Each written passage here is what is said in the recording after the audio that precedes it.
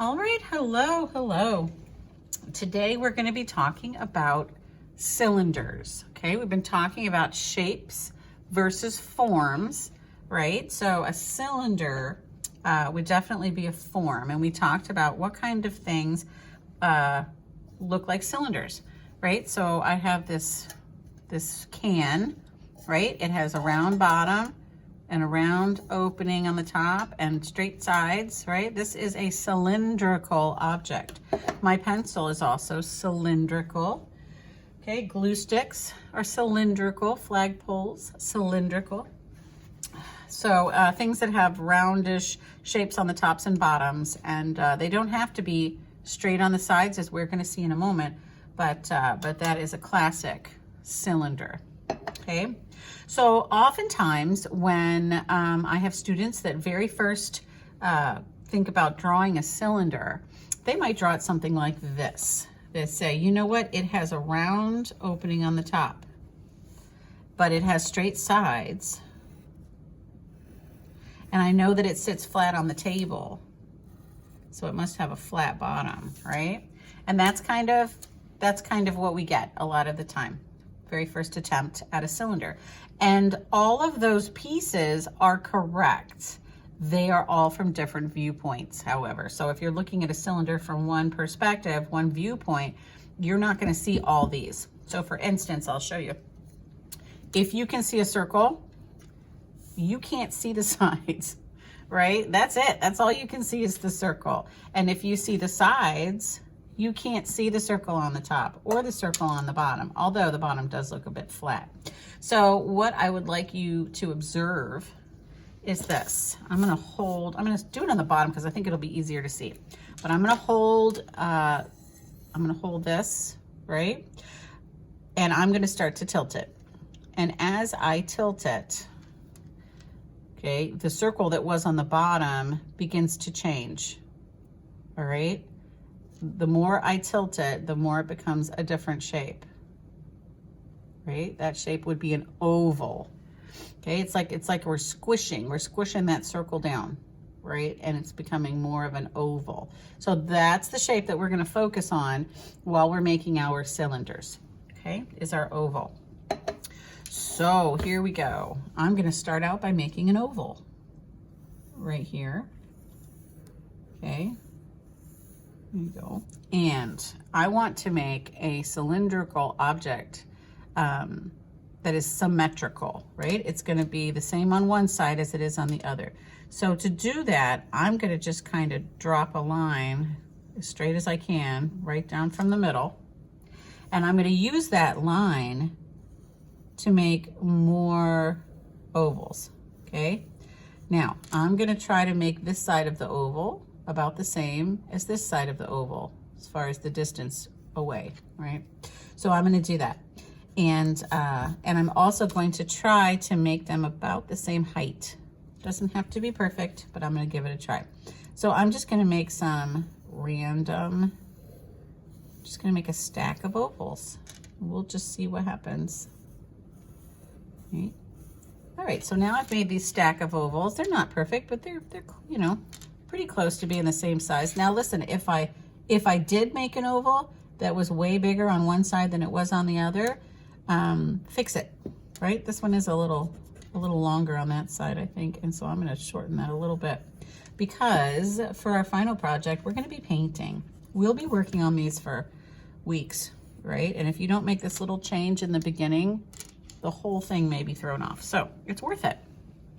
Okay, now that we have our ovals stacked up, now we're gonna connect them. We're gonna connect them with lines.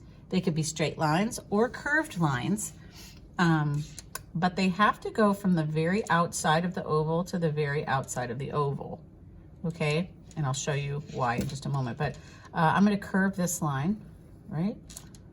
And I'm gonna do it just opposite on the other side, like that, all right? Now this line, I'm going to curve this way, right? It just touches the right outside edge.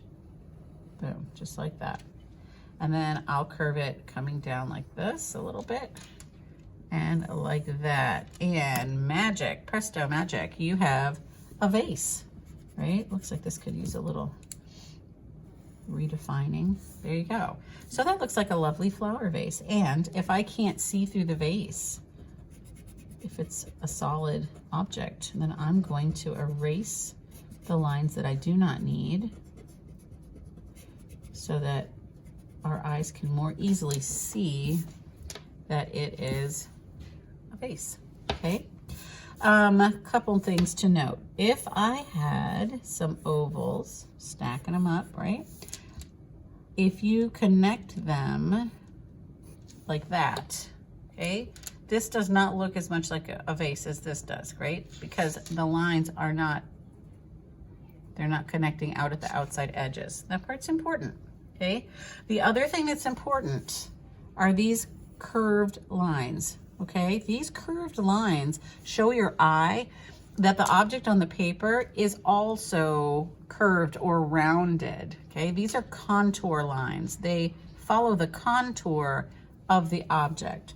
So as an example, if I was going to draw a can, like a soup can, right? I might draw, and this right here on the bottom is gonna curve just like the one on the top did, because really that would have been, if you could see through it, that would have been an oval on the bottom where it sits on the table. Now, if I were to just, I'd say, oh, I'm gonna make a label on my can, and I drew the lines like this. Does that look right? Or does your eye look at that and go, there's something wrong there, right? So those lines also curve. Ooh, it's a little wonky right there, right? So if you're gonna put a label on there, those lines are gonna curve too, right? I'm thinking this one looks a little more three-dimensional than this one. This just kind of flattens it right out. So what we did in class on this day was I said to you, please practice making lots of little random cylinders on here, because I also showed you they don't have to be symmetrical, right? You could stack them up any way you like, and then you could connect them, just so long as you connect them right on the outside, right? This one ends up looking more almost like a hamster tube, right? But like I said, so you're just gonna practice. You're just gonna say, well, what happens if I do this? But remember, if you wanna make them symmetrical, especially when you're just starting out, it really is a good idea to drop that line, okay? Otherwise, it's hard to tell if you're lined up. Okay, I'm gonna, so again, just kind of play around, right? And see what kind of objects, what kind of forms you can create, right? Just by stacking up your ovals. Okay, now the next thing I asked you to do was to flip your paper over and fold it in half vertically. So you have a line running right up the back of, or right up the middle, I'm sorry, of your paper. And we're gonna make one large vase back here. We're gonna make a big oval for the top, right? And since you've done a little bit of experimenting on the other side, you may kind of have a better idea of what kind of vase you might like. Now, I've been watching my students draw these things, and a lot of my students, they have their hand way down here at the bottom of the pencil, right? It's hard to kind of get that flow, right? When you're So move your hand back. Don't rest your hand on the table when you do this. Maybe when you do your big one, just kind of, right? There you go. All right, and then I'll put one right down here. Moving kind of fast. That's okay. Well, I'm a little sketchy. So now I will, I do kind of like the shape of the first one I made, I think. Curve it, and this and that, okay? So now that you have finished all your little, I didn't fill the front of my paper, but you will fill yours, and done your practice vase on the back, I'm gonna make a separate video to show you how we started on our colored paper and we were drawing with chalk on colored paper, but I'm going to do that video next. All right, enjoy.